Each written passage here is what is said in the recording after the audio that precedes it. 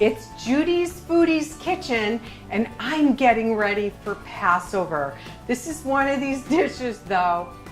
It could be any holiday of the year. This is called a matzah crack. And the reason it is, because once you try it, you're gonna be addicted. I have a whole nother pan because Sammy is gonna want to take this home. But it's so easy. Maybe some of you have seen a recipe similar using saltine crackers, but of course, during Passover, we're eating unleavened bread, and I'm using Strice's matzahs, the slightly salted. And a big shout out to my friend Michael Green in New York City, who did the most amazing documentary. So if you ever really want to know the history of matzah making in New York back in the day, that is what you want to find. It was an incredible documentary. So basically what you're going to do is you're just going to fit the matzahs on a pan that's lined, this is really important, lined with aluminum foil and then parchment paper. Let the aluminum foil kind of lip over a little bit, okay? Because this is going to get a little messy. And the thing is, you want to cover, you want to get it to the edge. So as I'm feeling, it's okay, all the broken pieces, don't worry about that. You just want to make sure that everything's kind of covered, okay? What's going to happen is, we're going to take, this is 2 sticks of Irish butter and 1 cup of dark brown sugar. And it's got to be the dark brown sugar. That's something I should tell you all about is in baking. The dark brown sugar has molasses in it, and that a higher content of molasses. So say you were making oatmeal raisin cookies or ginger snaps, and it calls for light brown sugar. It's not it's not the worst thing if you use dark brown sugar, but it is going to not only change the color, it may change the texture, so you have to be careful. So what you need to do is first, number one, you got to be really careful that you don't splash it on yourself because this is literally boiling. So we're making the toffee sauce. And did you ever realize how easy it is to make homemade toffee sauce? I mean, you could just make this and then add some sea salt and then just take out some rum raisin ice cream and serve that for dessert. Oh man, that would be so good.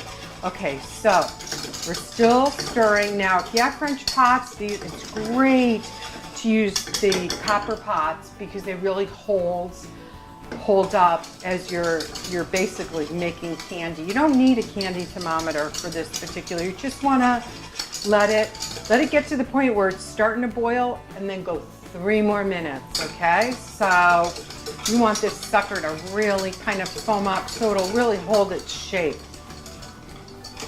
I'm telling you, you're gonna really love this.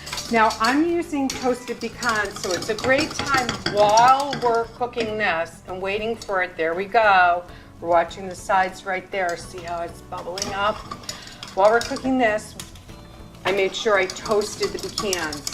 You don't have to, but what a difference. When you toast nuts, it releases their natural oils, so it really does give it a more earthy flavor, more nutty flavor. So I highly recommend it. So we're almost done, because you're probably getting bored of me just doing this, right, Sammy? Whatever Sammy says. Okay, taking the matzahs now, right? Just regular plain matzah with a little salt. Don't get the kind that's egg matzah. And then we pour all this. And like I said, be careful. This is really, toffee is very hot.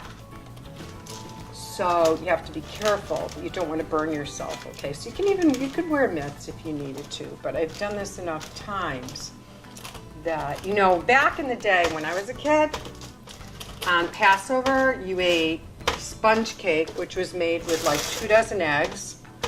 And it wasn't anything exciting, but we had it, and my mom made like strawberry shortcake out of it. And it was always her birthday around Passover too. I always felt like she got rooked from that.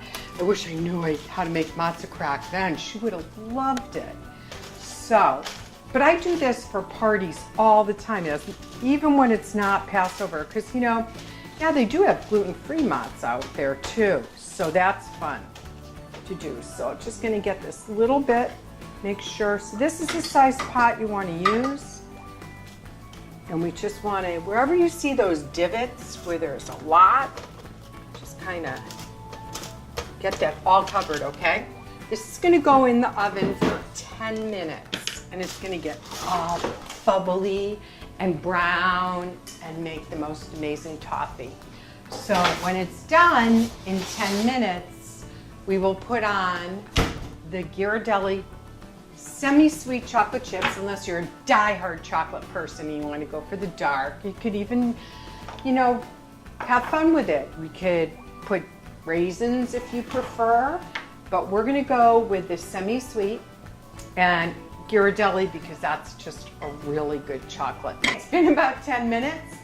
Now you got to be careful because all that toffee is just like bubbling up. 350 degrees, 10 minutes. Now look at this. Oh man. Wait, keep that camera right here because look at this. Now we're going to take the chocolate chips, okay?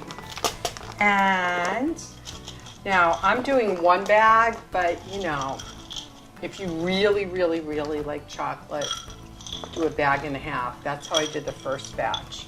So we're going to let the chocolate just sit for a little bit, okay? So what will happen is the chocolate's going to start getting that boiling heat, right? So it's going to start getting softer and pliable. If you find that within, I'd say give it about 2 minutes, and then you just start patting it down. And if you find that you're just not getting a smooth consistency in the chocolate, let's do this. Let's go back to the oven just for a minute though, okay? Because let's get it melted a little bit more. And then we're gonna use pink Himalayan sea salt and those toasted pecans right here, okay? And that's gonna finish that. So while that's just melting in the oven, this is the one that I made earlier. Notice how I lifted off the aluminum and then ready? There it goes. You just kind of crack it up. And Michael Green, if you're sitting there in New York, I want you to know that I am thinking about you. And last time you were in Sarasota, we were eating those delicious sandwiches from Mozzarella Fella. And I don't think I made you matzah crack then because I think you were in the height of making your documentary and probably had just about enough. But look at this.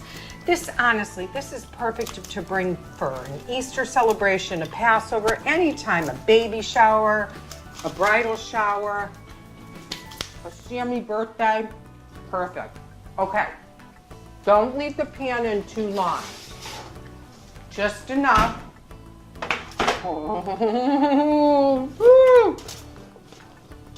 Oh, stop it.